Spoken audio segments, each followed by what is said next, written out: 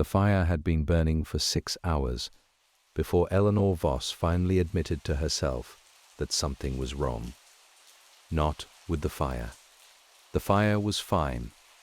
Oak logs, steady heat, the kind of warmth that turns a stone into something almost tender. Not with the storm either, though the storm was extraordinary, the kind that comes to the Cotswolds in February and makes the whole county feel like it has been sealed inside a glass jar. What was wrong was the woman in room 4. She had arrived just before the snow made the road impassable. She had given no surname. She had paid in cash, correct to the penny, without being asked the amount. She had carried no trunk, no traveling bag, nothing except a small cedar box the size of a family Bible, which she held against her chest with both hands, as if it contained something that might spill. Her name, she said, was Mrs. Aldwyn. That was 3 months ago. Before we begin, if you enjoy quiet Victorian stories for sleep, you're welcome to subscribe. New stories every week. And wherever you are tonight, I'd love to know.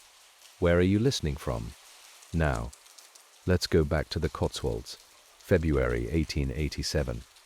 The snow is just beginning to fall. The Hollow Crown Inn had stood at the edge of Bourton-on-the-Water since 1743. It had outlasted 4 monarchs, 2 floods, and 1 fire that had taken the east wing and left a scar along the stonework that Eleanor's grandmother had always called the inn's memory. It was not a grand establishment. It had 7 rooms, a dining room that seated 14, a kitchen that smelled permanently of wood smoke and preserved plums, and a proprietress, Eleanor Voss, 41 years old, widowed for 6 years, who ran it with the particular efficiency of a woman who has learned that efficiency is the closest thing to peace. Eleanor did not advertise for winter guests. Winter in the Cotswolds was a quiet season, a season for locals and for the occasional traveller caught between one place and another. She kept the inn open because closing it entirely felt like surrender, and Eleanor Voss did not surrender to seasons. The 14th of February, 1887, began as an ordinary Tuesday. Eleanor had risen at 5, as she always did. She had started the kitchen fire, checked the bread she had set to prove overnight, and stood at the back door for exactly 3 minutes, looking at the sky, a habit her husband Robert had given her, his daily ritual of reading weather in cloud formation, which she had absorbed without meaning to, and now could not stop. The sky that morning was the color of old pewter, low, pressurized, the kind of sky that doesn't threaten snow so much as promise it. By 8 o'clock, the first flakes had begun. By noon, the road through the village was a white corridor between hedgerows. By 3 in the afternoon, Eleanor had banked the fires in all 7 rooms, brought in extra wood from the yard, and accepted with quiet resignation that no one would be arriving and no one would be leaving. She had 1 guest already in residence, a solicitor from Cheltenham named Mr. Pemberton, who had arrived 2 days prior for business in the village and was now stranded with a trunk full of legal documents and a disposition of barely concealed irritation. He had taken his supper in his room the previous evening and had not emerged since, except to ask, twice, whether the roads might clear by morning. Eleanor had told him both times that she didn't know. She was in the kitchen at 4:30, reducing a pot of parsnip broth, when she heard the knock. It was not a frantic knock. That was the first thing she noticed. A person caught in a February blizzard, having somehow made it to a door after crossing whatever distance lay between them and warmth. That person knocks frantically. That person knocks with the full weight of desperation. This knock was 3 measured strikes, deliberate, unhurried, as if the person on the other side had all the time in the world and simply wished to make their presence known. Eleanor wiped her hands on her apron and went to the front door. The woman standing on the step was old. That was the first impression. Not elderly, not aged, but old in the way that certain things are old, in a way that suggests deep time, long history, layers of experience compressed into a single surface.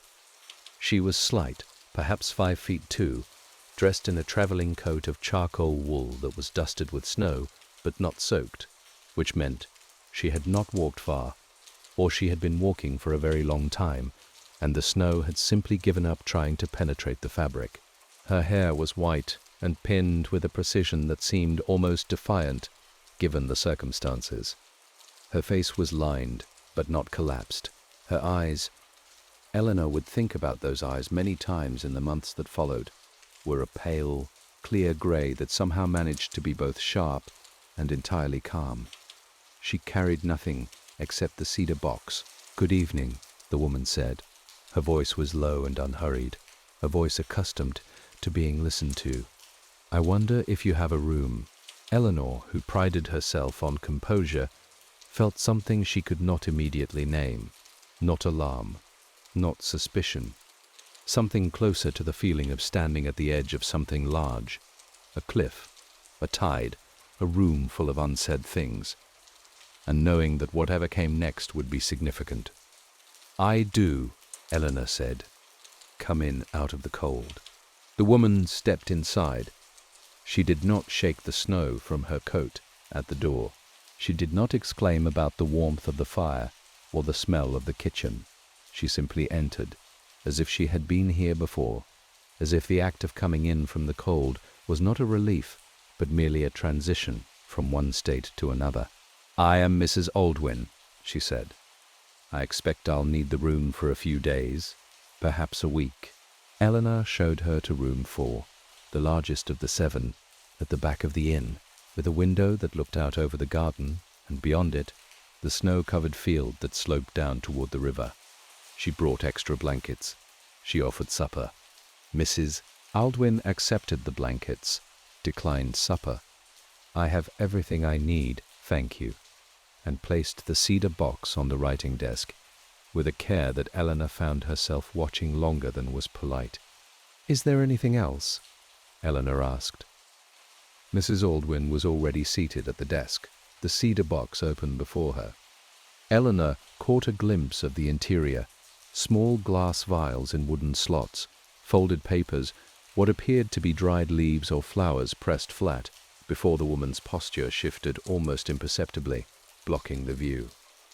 "Nothing at all," Mrs. Aldwyn said. "Good night, Mrs. Voss." Eleanor had not told the woman her name. She stood in the corridor outside room 4 for a long moment, after the door had closed. The inn was quiet. The storm pressed against the windows. Downstairs the kitchen fire crackled. From somewhere above, Mr. Pemberton was moving about his room with his habitual heavy tread. Eleanor Voss went back to her kitchen. But she did not, for the rest of that evening, entirely stop thinking about the cedar box. Mrs. Aldwyn stayed for a week. Then she stayed for another. She was, by every measurable standard, an ideal guest. She kept her room with a neatness that required no intervention from Eleanor's housemaid, young Agnes. She came down for breakfast each morning at precisely 7:30. Porridge, a soft-boiled egg, and tea that she prepared herself at the table using leaves she brought in a small tin from her room, brewing them in a particular sequence that Agnes found peculiar and Eleanor found quietly fascinating. She took a walk each afternoon regardless of the weather, always in the same direction, north along the river path, always for exactly 1 hour, always returning with the same composed expression with which she had left. She asked for very little. She spoke, when she spoke, with a precision that Eleanor came to associate with people who have thought carefully about language and decided to use only what is necessary. What she never did, not once in the first week, nor in the second, was explain herself. Not why she had come to Bourton-on-the-Water, not where she had come from, not why she had no luggage, not why she knew Eleanor's name before Eleanor had given it. Eleanor did not ask. This was partly professional courtesy, partly the particular restraint of a woman who understood privacy, because she valued her own. But it was also, she would later admit to herself, something else. Something about Mrs. Aldwyn made questions feel inappropriate, not because she was forbidding. She was not forbidding. She was, in her way, warm.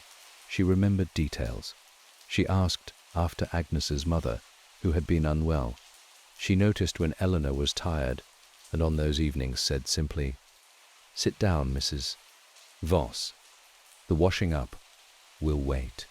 She brought an atmosphere of stillness into whatever room she occupied, the way certain people carry weather with them, and Mrs. Aldwyn's weather was always calm. But questions, direct questions about her purpose or her past, felt, in her presence, like the wrong instrument for the information, like trying to measure something with the wrong kind of ruler. Mr. Pemberton left on the 19th of February. Once the roads had cleared, he departed with his trunk of legal documents and his barely concealed irritation, now directed primarily at the 2 weeks of disruption the storm had caused his schedule. He paid his bill without complaint, nodded at Mrs. Aldwyn in the hallway with the barest acknowledgement, and was gone. The inn settled back into its winter quiet. For the next 3 weeks, it was only the two of them, Eleanor and Mrs. Aldwyn, and Agnes coming in each morning from the village, and old Tom Hadley, who saw to the horses and the yard. Eleanor learned things in the way you learn things from a person who does not tell you directly. Observation, inference, the accumulation of small details into something that begins to resemble a picture. Mrs. Aldwyn had known the Cotswolds for a very long time. This was apparent in the way she spoke of the landscape, not as a visitor describes scenery, but as a local describes memory. The hill past the mill, the particular bend in the river, where it runs shallow and cold even in summer. The copse of Hornbeam on the North Road, that she referred to once, in passing, as the grove where the old road used to turn. A detail Eleanor had never heard, and could not verify, but believed instinctively was true. She had, at some point in her life, been a woman of considerable learning. This was apparent in the books she borrowed from Eleanor's small sitting-room shelf. She read Dickens with the air of someone revisiting, rather than discovering.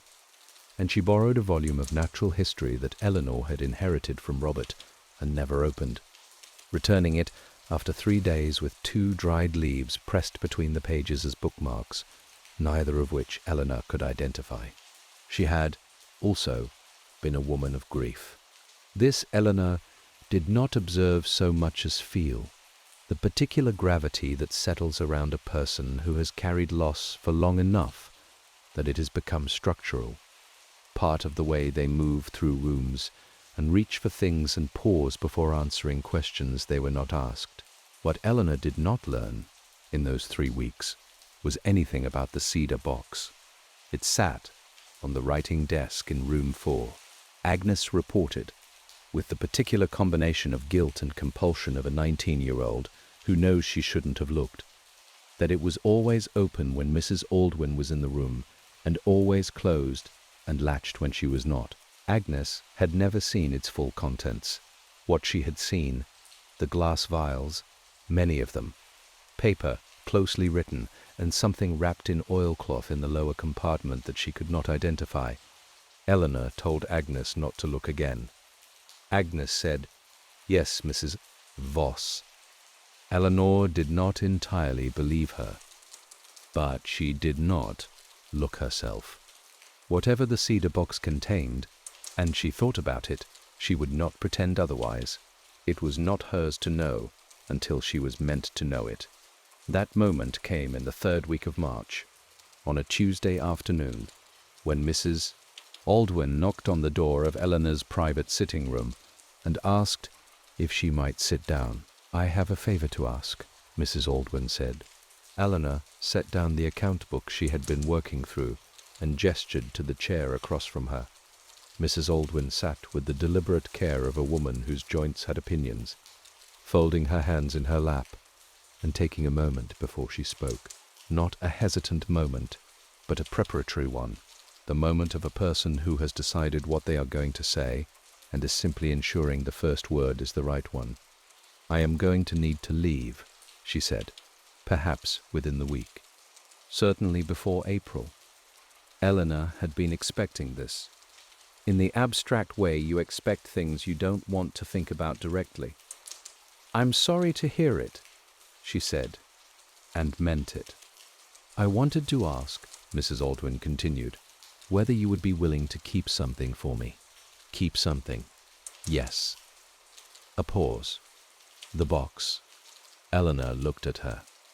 "Not permanently," Mrs. Aldwyn said. "Someone will come for it.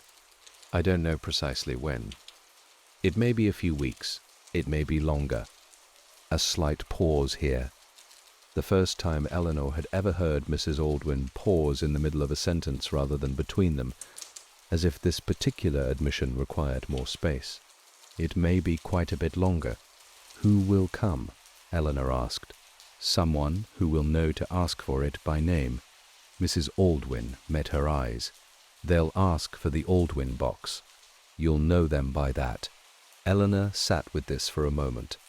Outside, March was doing what March does in the Cotswolds, alternating between tentative sunshine and sudden cold, the season unable to commit. A blackbird was singing somewhere in the garden with an enthusiasm entirely disproportionate to the temperature. "May I ask," Eleanor said carefully, "what's in it?" Mrs. Aldwyn considered this, not evasively, but genuinely, as if the question had multiple correct answers and she was selecting the most useful one. "Recipes," she said finally. "Of a kind. Of a kind. Tea recipes, primarily. Formulations." A pause. "Some of them are very old. Some I have developed myself. The written record, the instructions, the measurements, the notes on preparation, took me a long time to complete. I would not like it to be lost." Eleanor looked at the woman across from her. In 6 weeks of careful observation, she had built a picture that felt incomplete in specific ways. Edges present, center unclear. A woman of learning, a woman of loss, a woman who knew this landscape from long ago. A woman who had arrived in a blizzard with no luggage and a cedar box full of tea recipes and the quiet confidence of someone who has already considered most possible futures. "I'll keep it," Eleanor said. Mrs. Aldwyn left on a Thursday. Eleanor knew it was coming. The woman had said within the week, and the week had nearly run its course. But the manner of the leaving was still, somehow, a surprise. Not because it was dramatic, because it was the opposite. Eleanor came down at 5 o'clock as always, started the kitchen fire, checked the bread, stood at the back door for her 3 minutes of sky reading. The morning was clear and cold, the kind of cold that feels final, not the wet cold of deep winter, but the dry, crystalline cold of a season in the act of ending. The sky was pale blue at the horizon, darkening to something close to violet overhead. The field behind the inn was still white, though the snow had thinned enough in the past week that the darker lines of the frozen ground showed through in places, like text bleeding through paper. She went back inside, put the kettle on, began slicing bread. At 6:15 she heard footsteps on the stairs, not the heavy measured tread of someone carrying luggage. Light, unhurried steps. One person. Mrs. Aldwyn appeared in the kitchen doorway at 6:20. She was dressed for travel. The same charcoal coat, the same precise arrangement of white hair. She carried nothing. No bag, no bundle, no traveling case. Her hands were empty. Eleanor looked at her hands, then at the doorway behind her, then back at Mrs. Aldwyn. "The box is on the desk," Mrs. Aldwyn said, reading the question before it was asked. "As we discussed. You're leaving now." It was not quite a question. The road north will be passable this morning. By afternoon, it may not be. A small, considered pause. "I prefer to move in the morning." Eleanor set down the bread knife. "You'll have breakfast first." It was not an offer. Mrs. Aldwyn understood this and sat down at the kitchen table. Not the dining room, the kitchen, with the ease of someone who has always known the difference between the room you eat in and the room you belong in. Eleanor made porridge. She made tea from the leaves in the tin on the shelf, the ones Mrs. Aldwyn had been using since February and had, without either of them acknowledging it, gradually transferred from her room to Eleanor's kitchen. She set the bowl and the cup on the table and sat down across from her. They ate in a silence that was not uncomfortable. Outside, the blackbird was at it again, earlier than usual, urgent with spring ambition despite the cold. The kitchen fire settled and popped. "The person who comes for the box," Eleanor said eventually. "Is there anything I should tell them?" Mrs. Aldwyn looked at her over the rim of her cup. "Tell them it's complete," she said. "They'll understand what that means. And if no one comes..." The question sat in the kitchen air for a moment. "Someone will come," Mrs. Aldwyn said. Not with the confidence of certainty, Eleanor thought, but with the confidence of someone who has arranged things carefully and has done what they can. The confidence of completion, not control. She finished her porridge. She drank her tea. She rose, and Eleanor rose with her, and they went together to the front door in the way of two women who have shared a quiet house for 6 weeks and have arrived, without discussion, at a mutual respect that requires no ceremony to be real. At the door, Mrs. Aldwyn paused. "You've been very kind," she said. "More than was required. You were an easy guest," Eleanor said, which was true. "Keep the tea," Mrs. Aldwyn said. "The tin on the shelf, the chamomile and lemon verbena blend, the one in the blue paper. Make it when the season changes. Make it when things feel uncertain. A pause. It helps." Then she walked out into the cold morning and turned north on the road, and Eleanor stood in the doorway and watched her until the curve of the lane took her from sight, which happened sooner than Eleanor expected, as if the distance between the inn and the vanishing point was shorter than it should have been. She stood there for a moment after. Then she went inside, went upstairs, and opened the door to room 4. The room was immaculate. The bed had been stripped, and the linens folded with a precision that made Agnes's work look casual. The window was open an inch, airing the room, a guest's courtesy.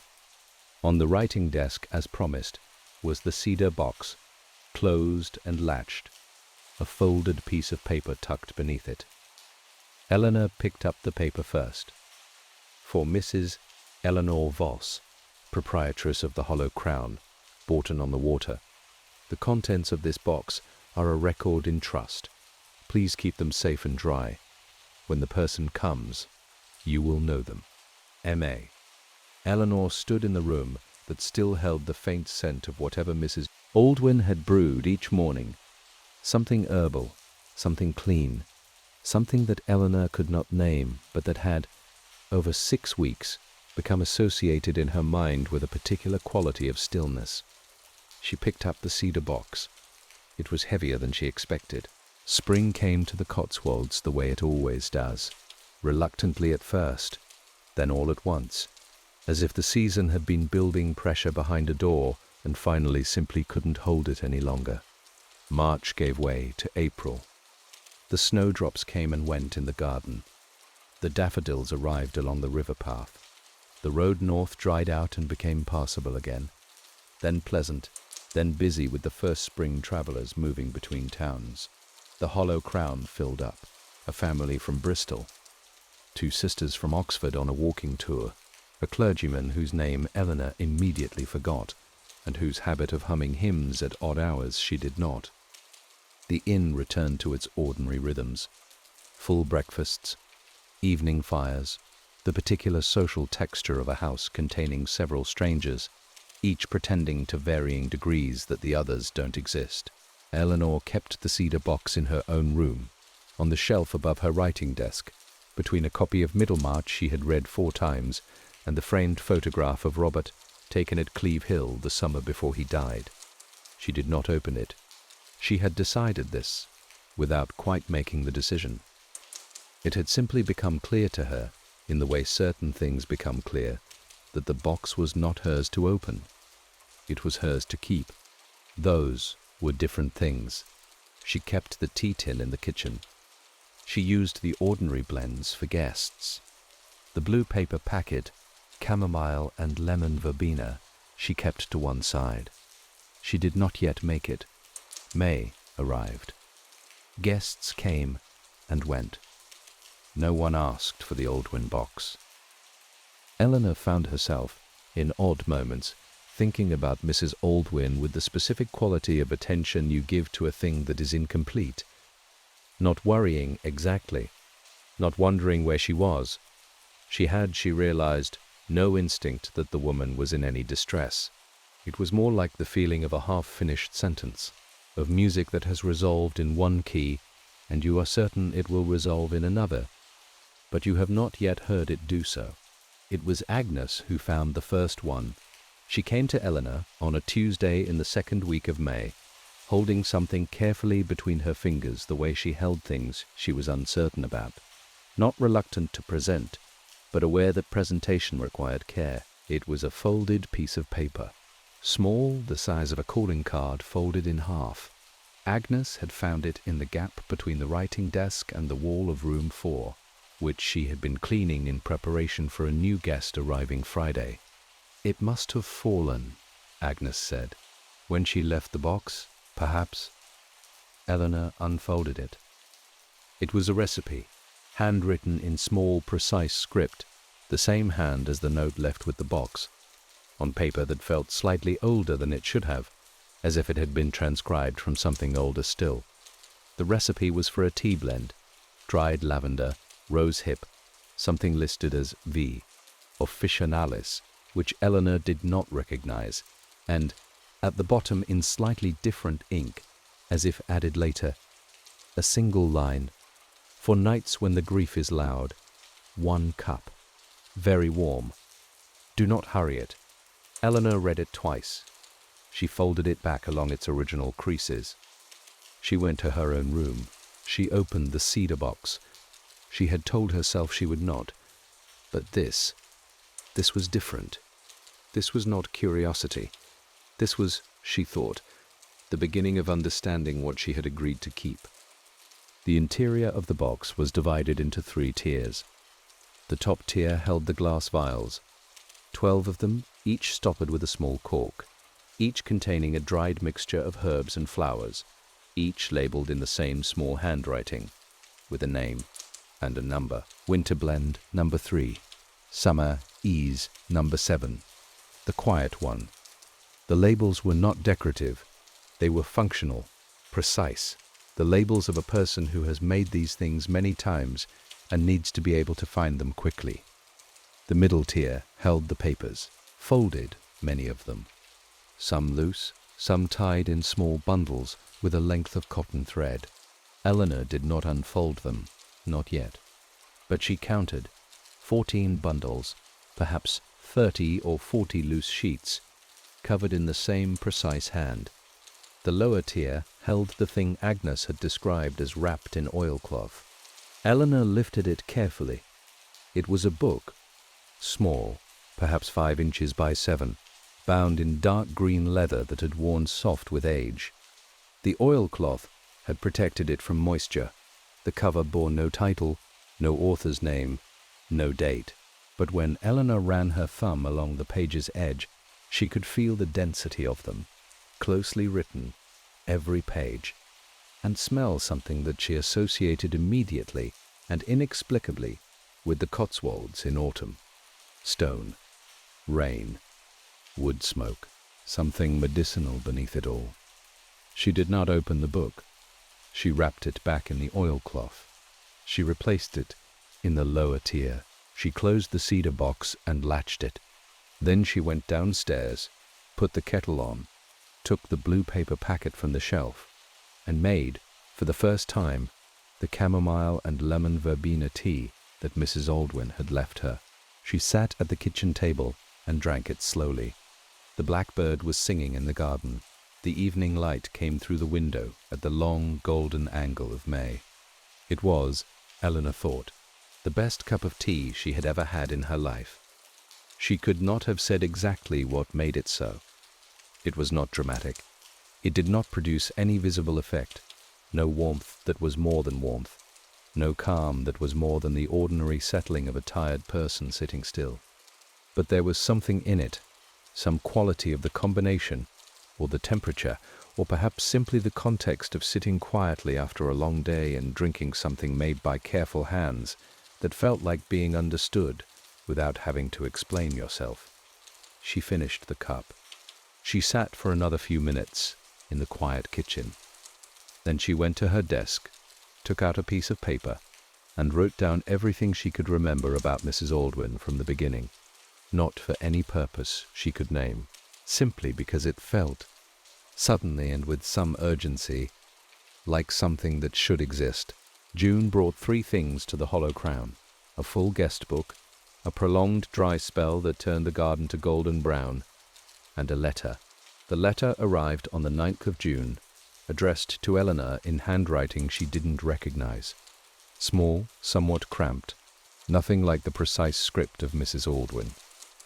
The return address was a street in Cheltenham she had never heard of. The letter inside was brief. Dear Mrs. Voss, you will not know me. I am writing on behalf of a mutual acquaintance who has given me your name. I understand you may be holding something that belongs to a Mrs. M. Aldwyn. I will be traveling through Bourton-on-the-Water in the last week of June, and would be grateful for the opportunity to call on you. I am the person who was meant to come. Yours sincerely, H. Fairweather. Eleanor read this letter 3 times. Then she set it on her desk and sat looking out the window at the garden for a while. She did not doubt the letter's sincerity, exactly, but she noticed, with the careful attention of a woman who had been running an inn for 15 years, and therefore had a practiced instinct for the difference between a person who is what they say and a person who is adjacent to what they say, that the letter contained no mention of asking for the box by name. Mrs. Aldwyn had said, "They'll ask for the Aldwyn box. You'll know them by that." H. Fairweather had written, "Something that belongs to a Mrs. M. Aldwyn." Close, but not the phrase. Eleanor wrote back. She confirmed that she was indeed holding an item for Mrs. Aldwyn, and that she would be happy to receive a caller in the last week of June. She did not confirm what the item was, or describe it in any way.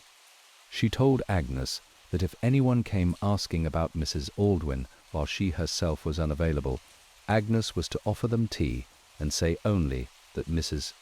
Voss would speak with them directly. Agnes, who had been present for enough of the winter's atmosphere to understand that this was not ordinary inn business, said, "Yes, Mrs. Voss," with an unusually serious expression. The last week of June came. H. Fairweather did not appear. No letter of explanation arrived. No message via the post. Nothing. Eleanor waited through July with the particular patience of someone who has decided to wait rather than being forced to. She kept the box. She kept the blue paper packets. She had, by now, made the chamomile blend 4 times. Always in the evening. Always alone. Always at moments when the season seemed to be asking something of her she couldn't quite articulate. She kept the folded recipe Agnes had found, tucked inside the copy of Middlemarch, on her shelf. In August, she opened the green leather book. She had waited long enough. She had kept the box faithfully, had turned away no one who came, though no one had come, had resisted the pull of the middle tier's folded papers, had held the thing in trust, as she'd promised. But the book felt different. The book felt like the center of it, the thing everything else orbited, and she had been orbiting it herself for 5 months now without approach. She chose a Sunday, August the 7th. The inn was full but quiet, the particular Sunday quiet of people who have spent a week walking and are now, mercifully, resting. Agnes had the afternoon off. Tom had gone to visit his sister in Stowe. Eleanor was alone in the inn's private sitting room, with the windows open to the garden, and the sound of bees in the lavender, and the distant sleepy sound of the river. She took the green leather book from the cedar box and sat down. She opened it to the first page. The handwriting was older than the rest. Not the same hand, as the recipes and the notes and the precise labels on the vials, but an earlier version of the same hand, she thought, or perhaps a different hand entirely that had influenced the one she'd come to know. Small, dense, written with the kind of pressure that suggests a person composing rather than transcribing, pushing the words out from somewhere internal rather than copying them from somewhere external. The date on the first page was 1851. Eleanor sat with this for a moment. 1851, 36 years ago. If Mrs. Aldwyn had written this herself, and Eleanor had no reason to assume she hadn't, she would have been writing it as a young woman. A very young woman. The first entry read, "These are the blends, as I have learned them from E.M., who learned them from her mother, who learned them from a woman whose name has not come down to us. The knowledge is older than anyone living. I am writing it down because E.M. is very old now, and I am afraid of the knowledge disappearing with her. I do not yet know all of it. I may never know all of it, but I am beginning." Eleanor turned the page. The book was, at its simplest level, a recipe book. But it was a recipe book in the way that a cathedral is a building. Technically accurate, entirely insufficient. The recipes were there, yes. Page after page of them, each blend described with the same precision as the vials in the cedar box. Measurements and preparation methods, and drying times, and water temperatures, and the particular quality of vessel required for certain kinds of steeping. But between the recipes were notes, long notes, sometimes observations, histories, the origin of a plant's use, traced back through women's knowledge across decades and counties, the specific conditions, weather, season, the particular quality of light, under which certain herbs yielded their best, and, running through all of it, something Eleanor could only describe as a philosophy, though it was never stated explicitly.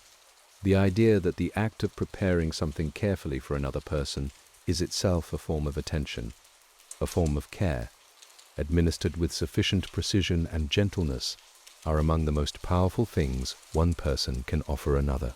Eleanor read for 2 hours. She read past tea time and past supper and into the long, slow dusk of an August evening, until the light was too low and she had to light the lamp. She read about blends for grief and blends for insomnia and blends for the particular exhaustion that comes not from physical work but from the sustained effort of being responsible for other people. She read about a woman in Somerset in 1823 who had run a coaching inn alone for 30 years and had developed a blend described in precise and almost tender detail specifically for travellers who arrived already defeated by their journeys. She read about a blend called the Innkeeper's Own, for which there was a recipe on page 47 and a note that read, "This one is for the person who makes all the others. It is rarely made for oneself. It should be." Eleanor stopped at this. She read the line again. "This one is for the person who makes all the others. It is rarely made for oneself. It should be." She sat for a long time in the lamplight with the book open on her lap, and the garden darkening outside, and the bees gone quiet, and the lavender a pale ghost in the dusk. She was not crying, but she was close to something, close to the edge of something she had been carefully skirting for 6 years, the precise shape of which she had never quite allowed herself to examine directly. The specific loneliness of a person who is very good at being there for other people and has forgotten, or perhaps never fully learned, to be there for themselves. She turned to page 47. She read the recipe for the Innkeeper's Own. Summer ended the way summers do in the Cotswolds, not with a dramatic turn, but with a gradual cooling, a slight shift in the quality of light. A morning in early September, when Eleanor stood at the back door for her 3 minutes of sky reading and noticed, without surprise, that the air smelled different, drier, cleaner, the particular smell of a season releasing its grip. She had read the Green Book 3 times by then. She had not made the innkeeper's own. Not yet. She had read the recipe many times. It was simple enough. Simpler than several of the others, using ingredients she could obtain easily. But she had not made it. She was not entirely sure why. Perhaps because it felt like a threshold. Perhaps because some thresholds, once crossed, change the landscape on your side of them permanently, and you want to be certain before you step. She had, in August, done something else. She had begun, quietly and without announcement, to make tea for her guests. Not the ordinary tea of the kitchen shelf. The blends, small adjustments, the blend for exhausted travelers, offered to the family who arrived from London, looking as though the journey had taken 10 years off their collective lives. The blend for restless sleepers, left on the bedside table of the gentleman in room 2, who came down each morning with the particular hollow-eyed expression of someone who has been horizontal for 8 hours without actually sleeping. She made them carefully, following the book's instructions with the precision it asked for, presenting them without explanation. Simply, a different blend this evening. I think you might find it restful. No, one asked questions. People rarely do when something is offered with sufficient calm. She noticed results. Nothing remarkable, nothing that couldn't be explained by the ordinary effects of warmth and stillness and the simple kindness of being attended to. But the London family slept through their second night and came to breakfast looking like themselves again.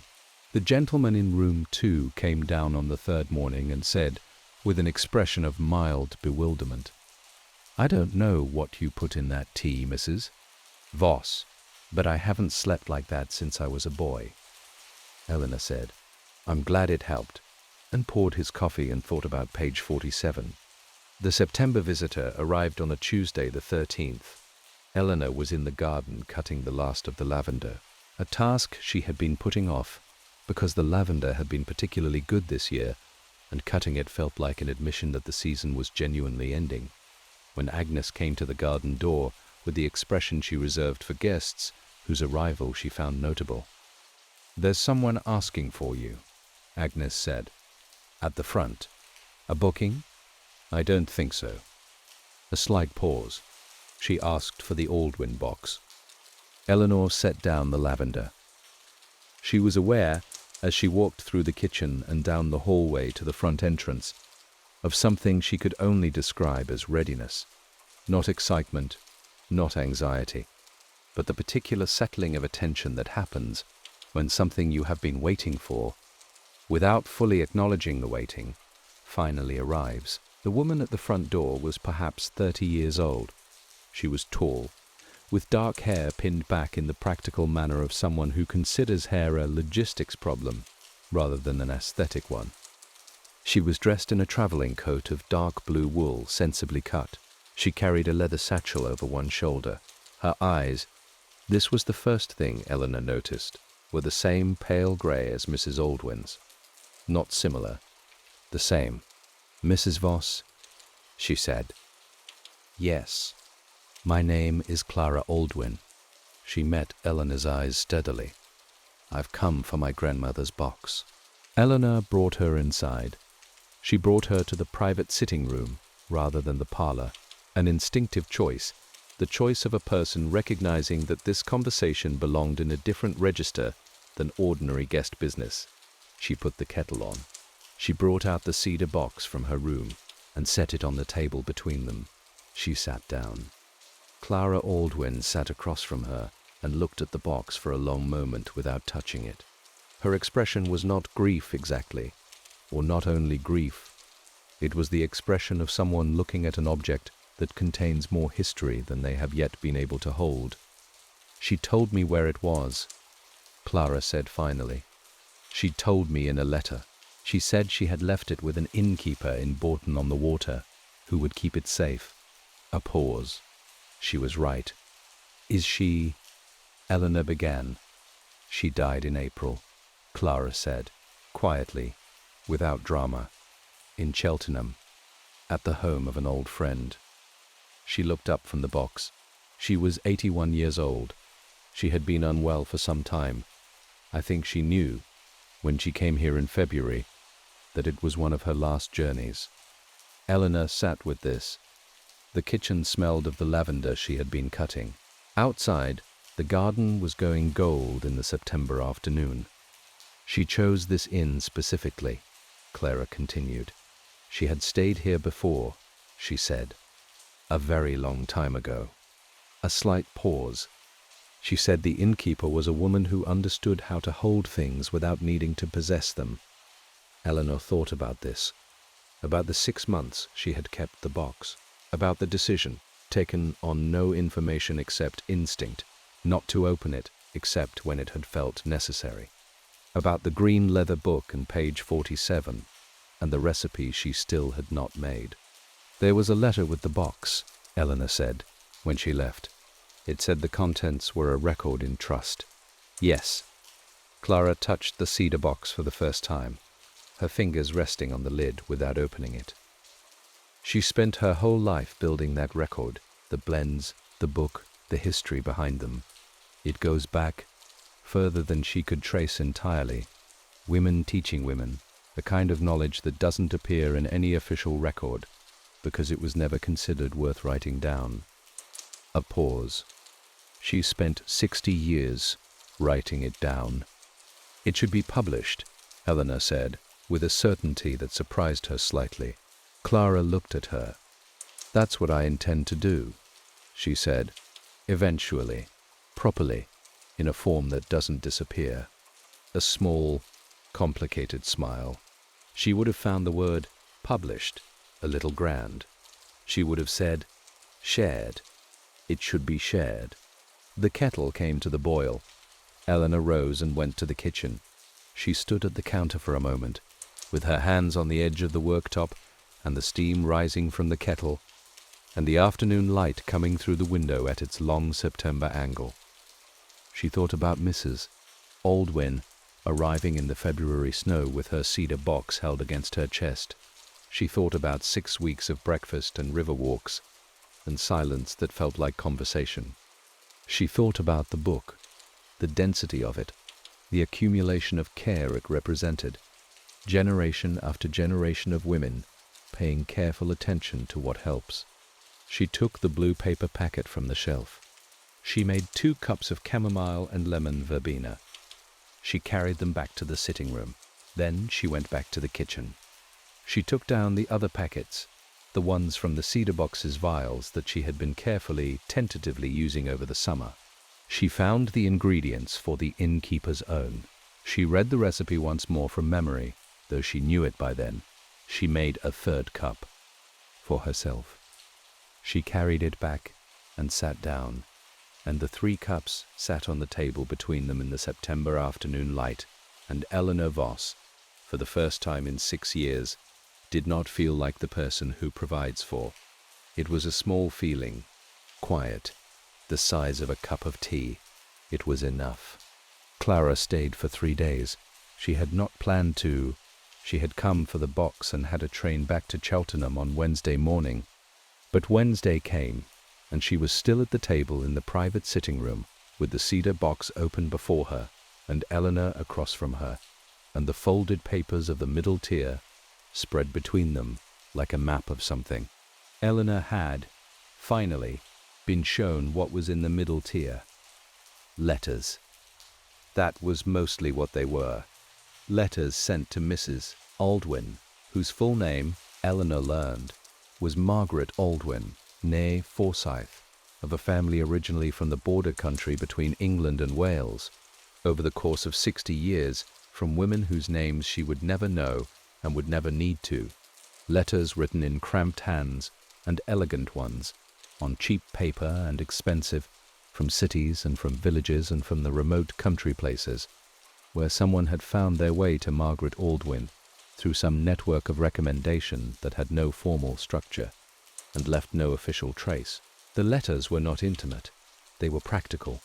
They described ailments and exhaustions and griefs and sleeplessnesses, and the particular unnamed heaviness that comes from years of sustained invisible work. They asked for help. They described, in words that were sometimes articulate and sometimes barely coherent, what they needed. Not medication, not diagnosis, not the formal apparatus of medical care from which most of them were excluded, or couldn't afford, or simply didn't trust with the things they were describing. Something simpler. Someone to pay attention. Something to help. And Margaret had answered. Her replies were not in the box. She had kept no copies, but their existence was implied in every letter that began, "Dear Mrs. Aldwyn, I did as you suggested," and then described, with the specific relief of a person reporting back from a difficulty survived, what had helped. She never charged them, Clara said. Some of them sent small things, eggs, preserves, a piece of cloth once. She kept a tin in the kitchen for the contributions that did arrive, and used it to cover the cost of supplies for the ones who couldn't contribute anything. A pause. She called it the tin economy. How did they find her? Eleanor asked. Word of mouth? Always? One woman told another. Clara refolded one of the letters along its original creases. That's how it always worked. That's how this kind of knowledge always moved. Woman to woman, quietly, through ordinary conversation.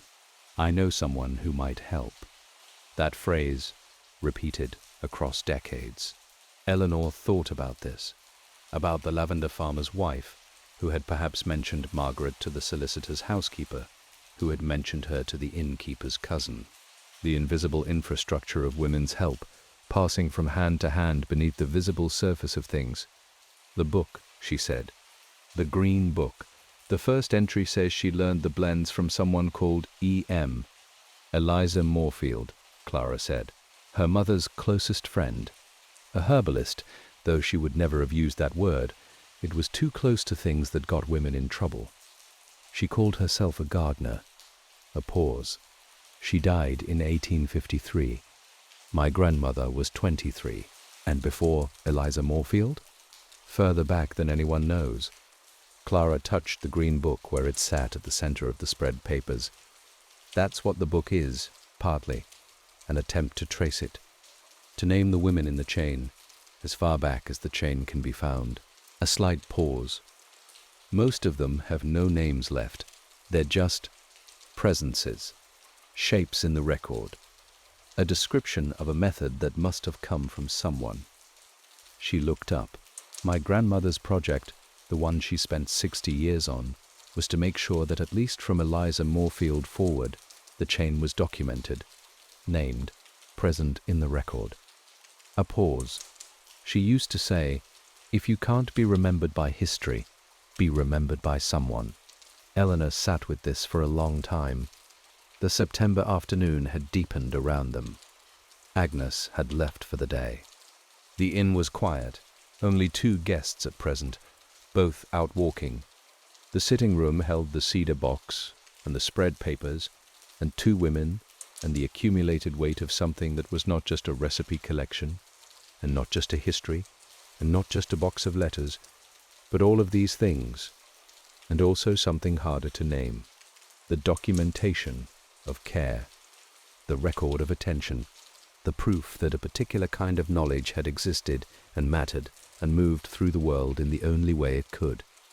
From one pair of careful hands to another. Clara left on Friday morning. She packed the cedar box with the same care her grandmother had used to unpack it. Each vial returned to its slot, each bundle of letters retied with its length of cotton thread, the green leather book rewrapped in its oilcloth and settled in the lower tier. She left 3 things with Eleanor. The first was the recipe Agnes had found in February, the one that had fallen behind the writing desk, the one for nights when the grief is loud. Keep it, Clara said. She would have wanted you to have it. The second was a small notebook, New, not old, purchased in Cheltenham before the journey, in which Clara had copied by hand the recipe for the innkeeper's own. "She would have wanted you to have that too," Clara said. "More than almost anyone else she could have given it to." Eleanor took the notebook and did not trust herself to speak for a moment. The third thing Clara left was not an object. It was information. "There's a woman in Oxford," she said at the front door, in the early September morning, with the mist still sitting low over the river. "A scholar. She's been working on the history of women's domestic knowledge, herbalism, household medicine, the informal networks of care. She would very much want to speak with you, I think." A pause.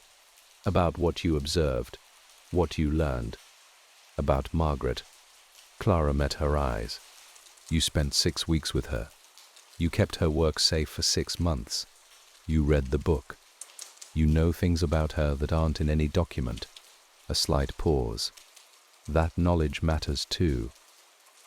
"I'll write to her," she said. "Good." Clara picked up her satchel. She paused at the garden gate in a way that reminded Eleanor, with a small and inexplicable precision, of her grandmother pausing at the same gate in February.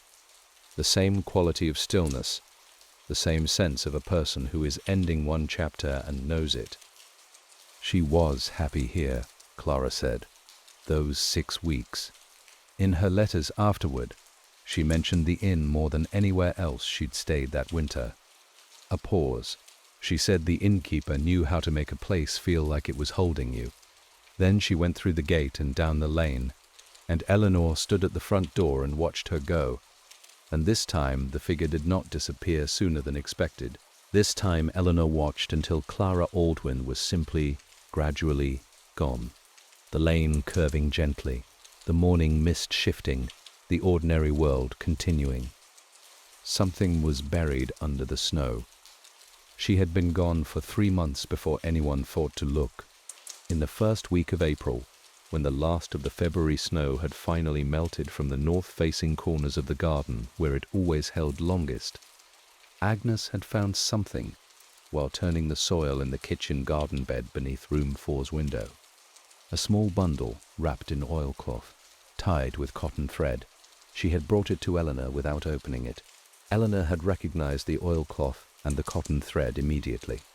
She had unwrapped it carefully at the kitchen table with Agnes beside her, both of them quiet. Inside was a single folded paper, and inside the paper, pressed flat and dried with great care, was a sprig of something, small white flowers, the stem still faintly fragrant despite the months in the frozen ground. Eleanor did not know what it was. But when she showed it later to a woman in the village who kept a herb garden, the woman said without hesitation, "Lemon verbena, in flower." The paper was a note, in Margaret Aldwyn's precise, unhurried hand. "For whoever finds this, the garden knows what the winter asks of it. So does the innkeeper. You don't have to know the name of what helps.